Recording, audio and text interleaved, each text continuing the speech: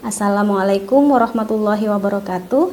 Perkenalkan, saya Musfiroh dengan NIDN 1416109201 dan NUPTK 034870671230253. Saya adalah dosen tetap pada program studi S1 Ilmu Komputer di Universitas Muhammadiyah Papua yang berlokasi di Kota Jayapura, Provinsi Papua. Pada kesempatan ini, saya ingin memaparkan pernyataan diri dosen untuk unjuk kerja Tridharma Perguruan Tinggi atau PDD UKT-PT di bidang pengajaran sebagai bagian dari rangkaian sertifikasi dosen tahun 2026.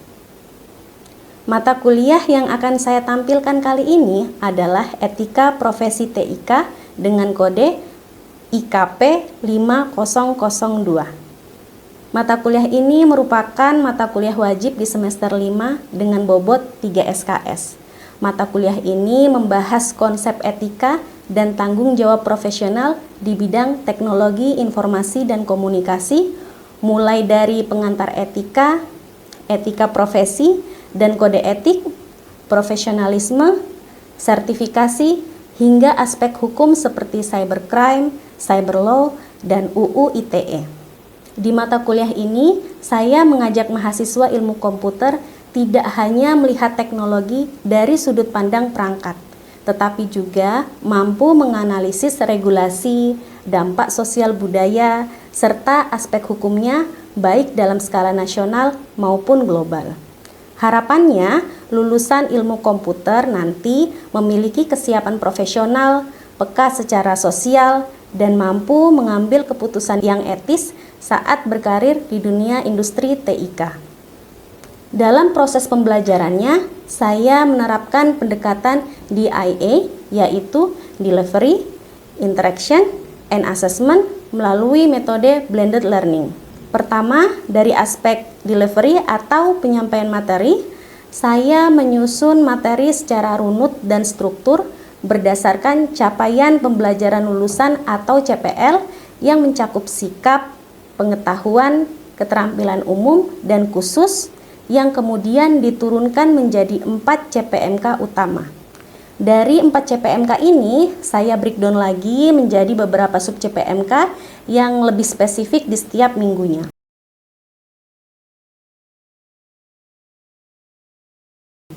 Mulai dari kemampuan mahasiswa membedakan antara norma, moral, dan etika, kemudian menganalisis kode etik profesionalisme IT, cybercrime, dan kemudian memahami dasar digital forensik, hingga puncaknya adalah mengevaluasi isu TIK global seperti dampak AI dan tata kelola privasi data. Seluruh capaian ini dibagi ke dalam 14 kali pertemuan tatap muka di luar UTS dan juga UAS.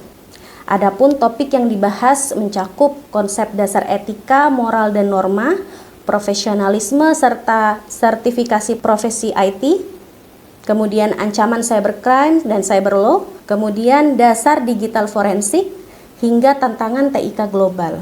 Agar materi yang cukup padat ini mudah dipahami oleh mahasiswa, saya menyampaikannya secara bertahap. Jadi di awal semester saya memperkuat teori dasar dahulu, seperti bagaimana mereka bisa membedakan antara etika, moral, dan norma dalam kehidupan sehari-hari, dan mengaitkan etika, pentingnya etika dengan teknologi. Setelah pondasi tersebut sudah kuat, barulah di pertemuan berikutnya difokuskan ke ranah analisis yang lebih mendalam, misalnya membedah pasal-pasal UU ITE atau dilema etis teknologi global. Saya juga selalu mengangkat studi kasus nyata seperti fenomena kejahatan siber agar mahasiswa bisa langsung melihat relevansi teori yang mereka sedang pelajari. Kedua, dari aspek interaction atau interaksi, saya menerapkan sistem student-centered learning, yaitu di mana saat di kelas saya memposisikan diri sebagai fasilitator yang mendorong mahasiswa untuk aktif berdiskusi, latihan soal, menganalisis kasus, dan belajar mandiri sesuai kecepatan belajar mereka masing-masing. Interaksi ini sangat penting agar mereka berani berpendapat di muka umum, di depan teman-temannya, dan langsung bertanya jika ada hal yang mungkin belum mereka ketahui. Selain tatap muka di kelas, ruang diskusi juga diperpanjang secara daring melalui platform-platform digital yang disediakan oleh kampus. Ketiga, aspek asesmen atau penilaian. Untuk mengukur kemampuan mahasiswa secara objektif, saya menerapkan indikator penilaian dengan bobot yang jelas. Jadi ada 4 indikator penilaian dalam mata kuliah ini. Yang pertama, kehadiran memiliki bobot sekitar 20%.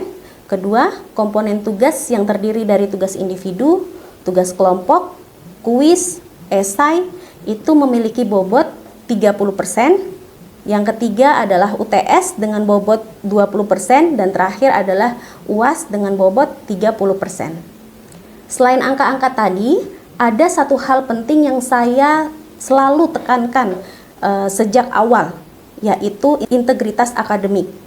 Saya menerapkan sanksi yang tegas berupa pengurangan bobot nilai bagi mahasiswa yang terbukti melakukan plagiasi atau duplikasi, baik pada tugas ataupun ujian yang mereka kerjakan. Ini bukan sekedar hukuman, melainkan cara saya membentuk karakter lulusan yang jujur, bertanggung jawab, dan memiliki etika yang tinggi selaras dengan esensi dari mata kuliah ini. Demikian pemaparan saya mengenai PDD UKT-PT bidang pengajaran. Selanjutnya, mari kita simak cuplikan pengajaran di kelas sebagai contoh penerapan metode DIA dengan materi pengantar etika, moral, dan norma dalam kehidupan, serta kaitannya dengan teknologi. Terima kasih. Wassalamualaikum warahmatullahi wabarakatuh. Bismillahirrahmanirrahim. Assalamualaikum warahmatullahi wabarakatuh.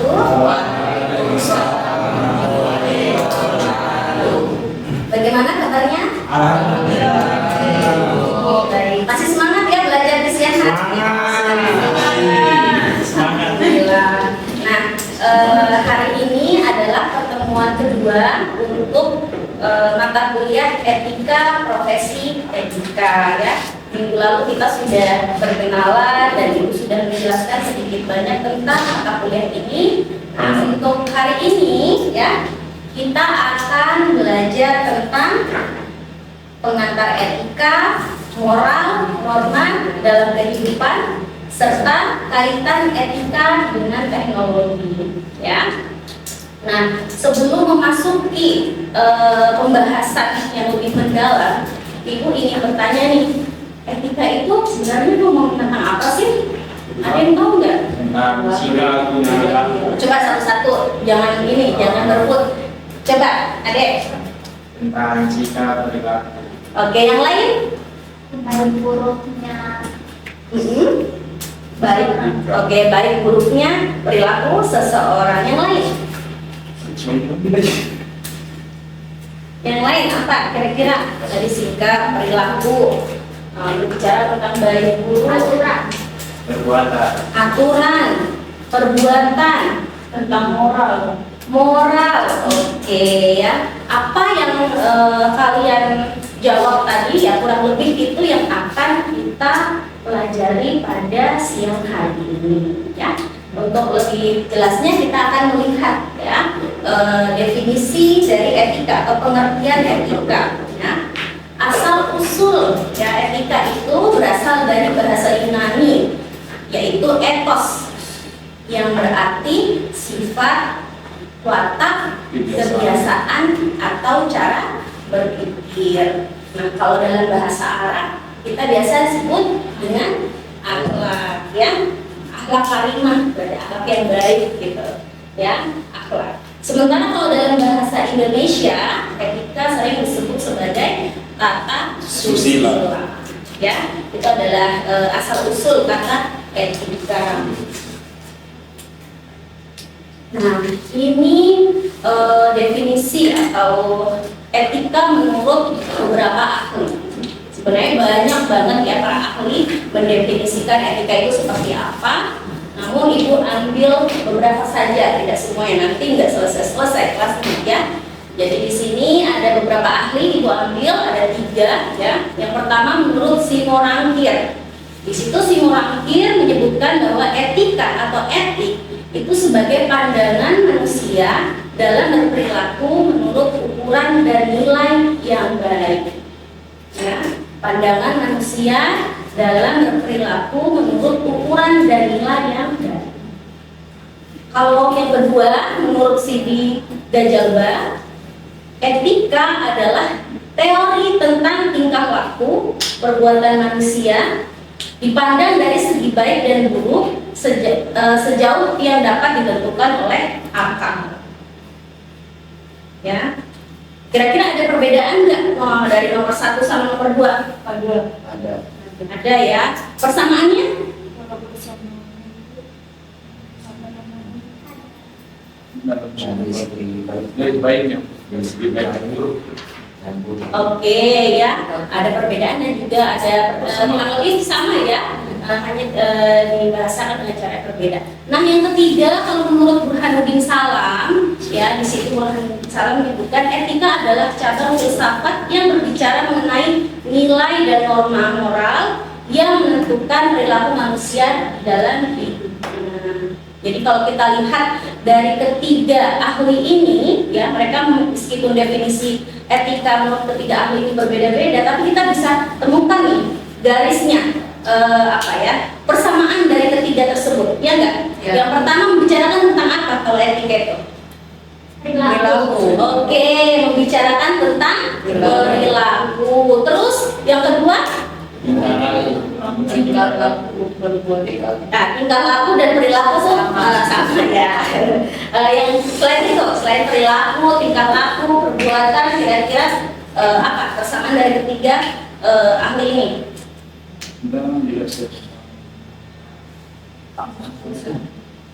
Ada nilai moral baik dan buruk, ya. Ada nilai moral baik dan buruk, ya.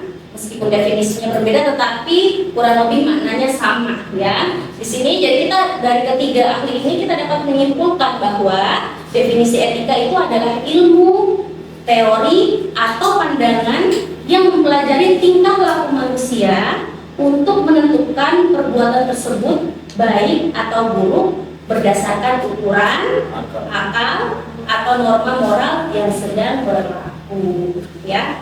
Ya kurang lebih kalau kita bicara etika ya kaitan dengan tingkah laku, perilaku, baik dan moral menurut ukuran tertentu, standar tertentu, ya, menurut akal, menurut masyarakat, tergantung etika itu di mana dia ditempatkan, gitu ya. Ya. Oke, Ibu lanjut ya ke slide selanjutnya.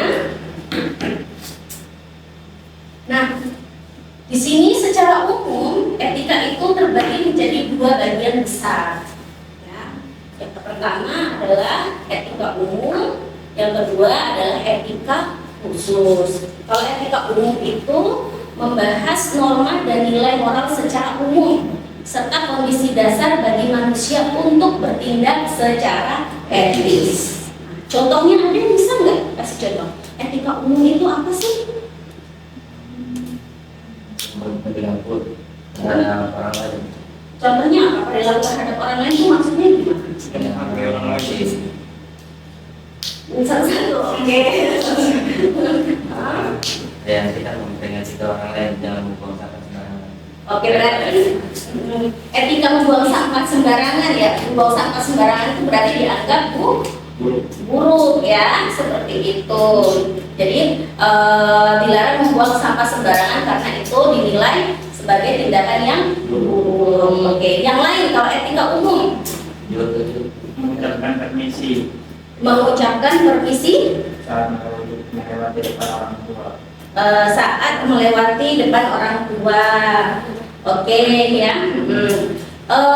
Biasanya kalau kita bicara tentang etika umum itu ya etika yang berlaku pada semua manusia, ya, berlaku pada semua orang, semua manusia, ya. Ketika si A melakukan suatu hal dan itu dianggap buruk oleh semua orang, yaitu adalah contoh dari etika umum. Misalnya, contohnya ya, berbohong, ya kurang lebih. Terus apa lagi?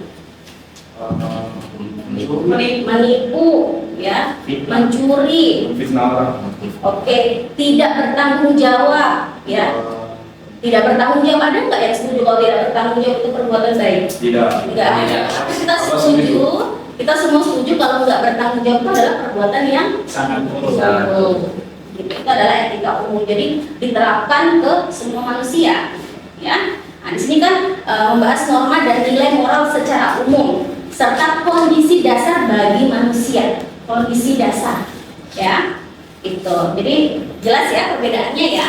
Jelas. Nah, yang kedua, etika khusus, ya. Di sini menerapkan prinsip atau norma moral dasar dalam bidang kehidupan tertentu, seperti etika individual, etika sosial, atau etika profesi. Jadi ruang lingkupnya lebih kecil lagi, ya. Jadi kalau etika khusus itu yang nggak bisa diterapkan kepada semua orang, kepada semua manusia. Ya tergantung di mana etika itu ditempatkan. Ya kalau kita bicara tentang lingkungan kampus, ya kita harus ikuti etika yang ada di kampus atau aturan-aturan di kampus.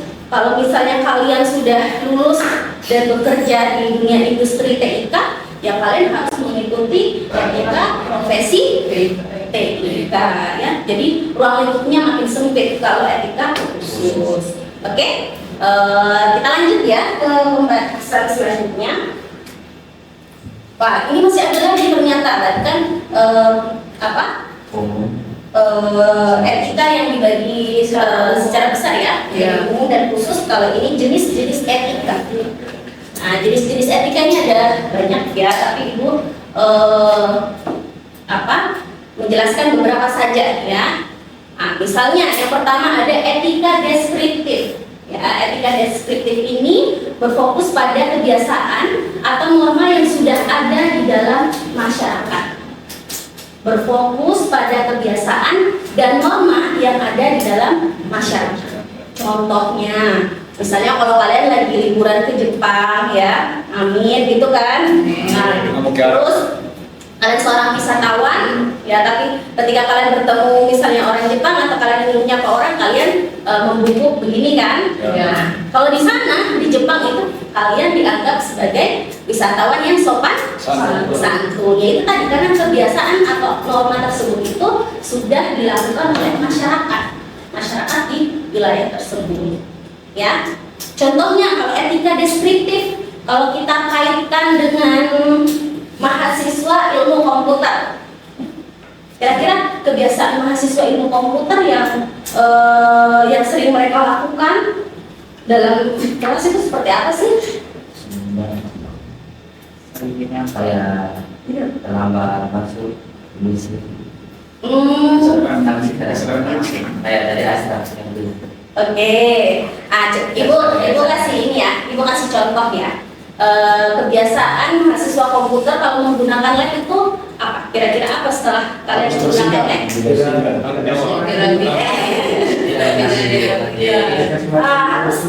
Harus apa? Kalau mengikuti kebiasaan norma yang berlaku untuk mahasiswa komputer berarti harus komputer. Oke, harus kasih mati semua perangkat elektronik, meja dan kursinya dirapikan kembali, ya. Ruangannya disapu. Nah itu ya, itu adalah kebiasaan atau norma yang sudah dilakukan oleh sebagian besar mahasiswa ilmu komputer yang menggunakan lab. Yaitu kalau kita kaitkan dengan kehidupan mahasiswa ilmu komputer, gitu ya. Nah, jadi paham ya untuk etika deskriptif. Jadi merujuk kepada kebiasaan atau norma yang sudah ada dalam masyarakat. Kalau misalnya contohnya kita kaitkan dengan kehidupan sehari-hari, contohnya seperti apa? Nerobos lalu lintas, oke, itu termasuk yang ini ya, yang etikanya yang buruk ya, yang baik-baik deh, yang baik-baik kira-kira apa? Oke, kalau lampu merah kita harus berhenti atau jangan? Berhenti. Kalau misalnya contohnya bertemu dengan orang tua, kita harus saling ya, mengucapkan salam atau saling tangannya gitu ya. Nah, itu karena jadi yang berkaitan dengan kebiasaan atau yang sering dilakukan oleh masyarakat ya.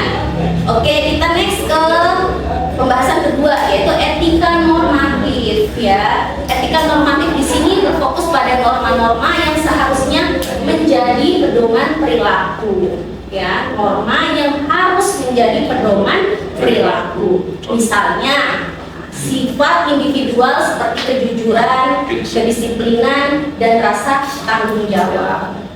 Jadi prinsip ini itu harus dipegang teguh oleh kita ya sebagai manusia. Apapun godaannya ya mau nggak mau kita harus disiplin, harus jujur, harus bertanggung jawab ketika diberikan amanah gitu ya. Atau mungkin contohnya contoh dalam kehidupan misalnya seorang dokter memiliki kode etik profesi yang mengharuskan untuk menjaga kerahasiaan pasien ya. Kalau mahasiswa gimana contohnya? Menaati seluruh peraturan selama masa perkuliahan. Oke, menaati peraturan selama masa perkuliahan ya. Selain itu ada yang bisa kasih contoh dari etika normatif dalam kehidupan mahasiswa misalnya? Ini kalau dapat beasiswa harus menaati peraturan juga untuk mendapatkan nilai IPK sesuai standar. Oke, Kita menggunakan dananya secara baik-baik. Oke, berarti yang tadi disebutkan berkaitan dengan tanggung jawab ya. Jadi kalau dapat beasiswa ya harus bertanggung jawab ya. Dana yang diberikan oleh pemerintah ataupun siapapun itu ya harus digunakan dengan rasa tanggung jawab dan yang digunakan sesuai dengan apa yang memang kita butuhkan ya untuk mendukung perkuliahan. Oke, kita next. Tadi kan kita udah membahas ya antara etika, moral, dan norma. Nah, kita akan melihat apa sih perbedaan dari ketiganya ya. Kalau moral itu nilai internal ya, nilai internal yang ada di dalam diri kita ya. Nah, kalau etika itu berkaitan dengan studi tentang nilai-nilai ya, nilai-nilai benar ataupun salah ya, atau ilmu yang mempelajari moral. Misalnya seorang ahli etika akan berdiskusi dan berdebat mengapa mencuri itu salah, mempertimbangkan berbagai alasan seperti merugikan orang lain atau melanggar hak milik. Nah, sedangkan norma itu adalah aturan yang diterapkan di dalam masyarakat berdasarkan nilai-nilai moral. Jadi jelas ya perbedaan di antara ketiganya. Kalau moral itu dari dalam diri, etika itu adalah ilmu yang mempelajari mengapa suatu hal itu benar dan salah. Kalau norma apa? Aturan apa nih? Yang diterapkan oleh masyarakat berdasarkan nilai-nilai. Oke, jadi aturan yang berlaku di masyarakat. Oke, jelas ya perbedaannya? Jelas. Oke, kita next ke slide selanjutnya. Nah, tadi Bu, kita udah cocok nih, kita udah berdiskusi tentang etika, moral, dan norma.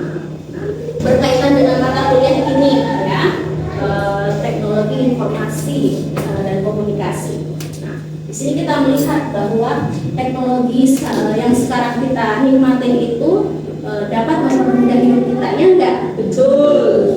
Tapi kenapa justru dengan teknologi itu orang-orang justru makin mudah untuk menyebarkan hoax, membuli, atau bahkan merugikan orang lain?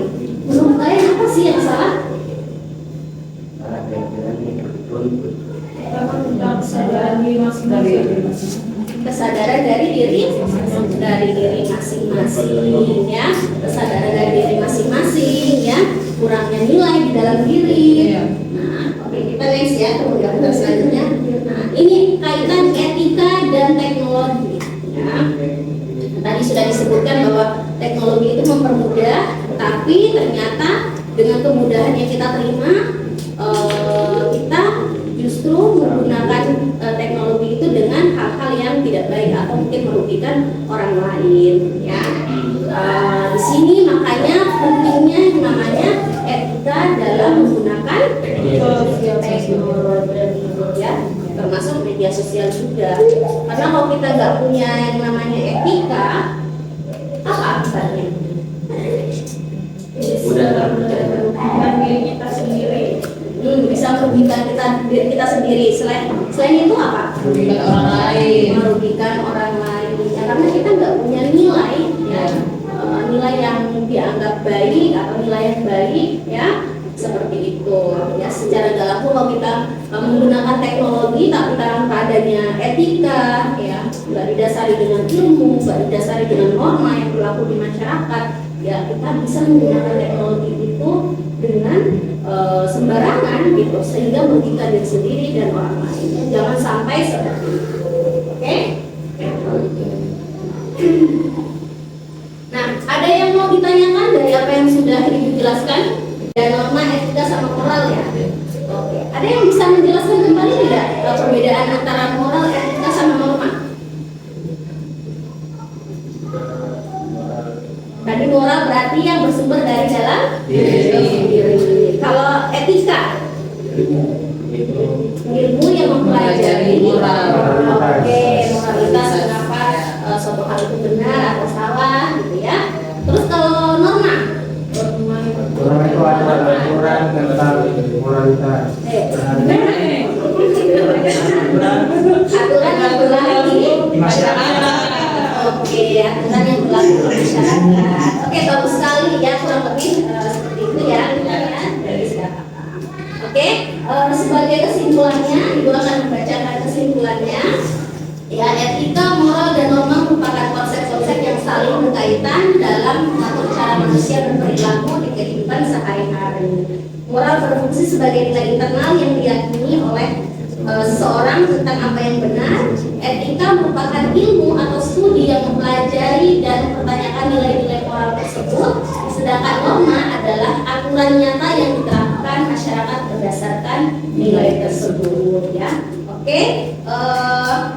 Sebelum kita meninggalkan kelas, ada tugas harian yang wajib kalian kerjakan, ya, mengenali moral, norma, dan etika. Jadi selama seminggu ini kalian bertugas untuk menganalisis apa yang kalian lihat baik di medsos ataupun kehidupan nyata. Terus kalian analisis ini bentuknya moral, nilai, ataupun norma, etika, ataupun moral, ya. Nanti tugasnya Ibu akan kirimkan di grup WA ya. Nanti kalian bisa akses di situ, kalian kerjakan, dan minggu depan kalian harus mengumpulkan dan presentasikan di depan kelas. Oke, siap Bu. Oke, Ibu.